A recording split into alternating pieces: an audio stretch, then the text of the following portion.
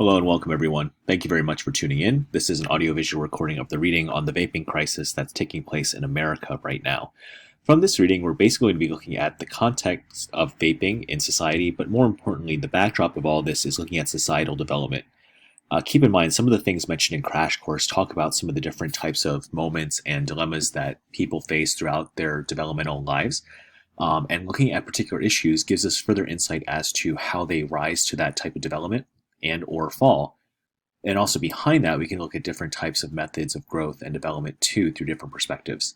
So let's go ahead and get started. And remember, you can answer the key concept questions as they appear on the Google Doc or replay any part of this presentation for clarity later.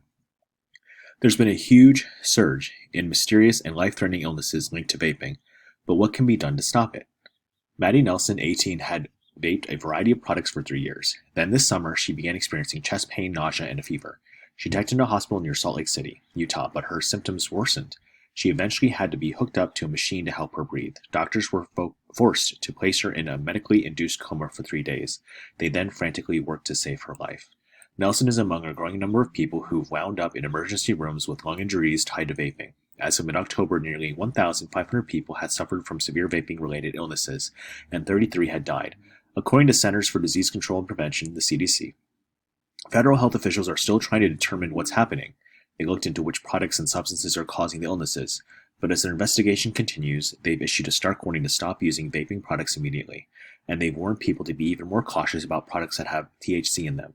That's the chemical in marijuana that makes users high. The illness and explosive growth of vaping among teens have moved states to act. Many of them are cracking down on flavored e-cigarette sales. The Trump administration has said that it would draft a ban on them too.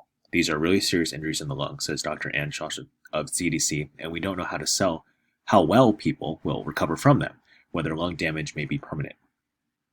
The rise of e-cigarettes. Like Nelson, many of those affected have been young people. In fact, about 36% of patients were 20 years old or younger. Vaping among American teens has skyrocketed in recent years. More than a quarter of high school students say they vaped nicotine in the past month. That's up from 12% in 2017, according to the CDC. Teens have especially been attracted to the sleek devices and the flavors made by Juul Labs. The company now dominates the market. It may not be accidental that its products appeal to younger audiences, because last year the Food and Drug Administration began investigating whether Juul Labs intentionally marketed to youth.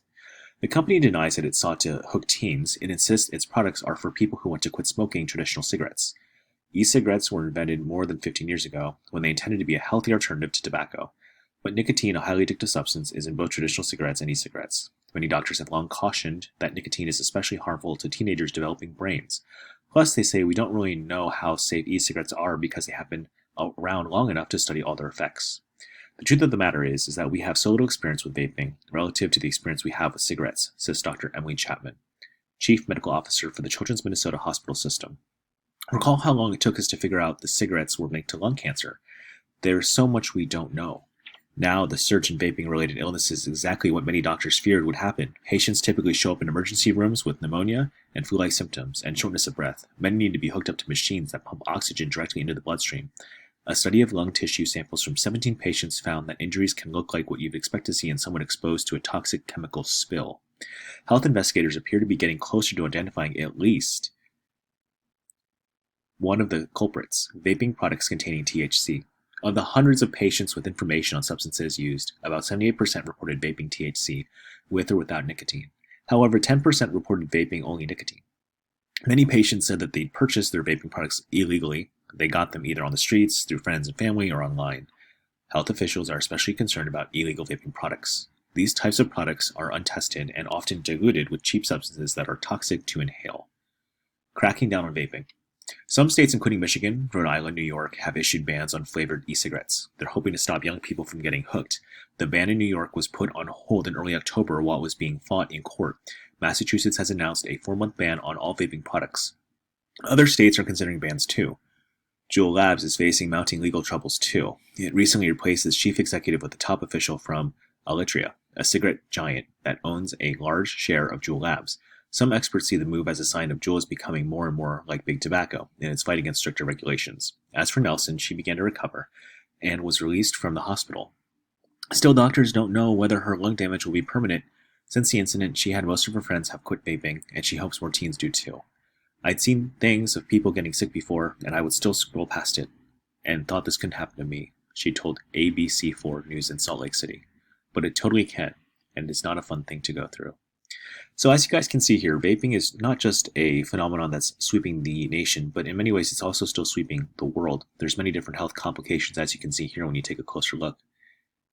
But behind the backdrop of all this, we can look at sociological development and social constructs to understand how we can actually solve this problem. Please go ahead and answer the key concept questions under the section that says the vaping crisis, and remember to keep in mind all the things you've learned in Crash Course to help guide you to a more thoughtful and insightful response. Thank you.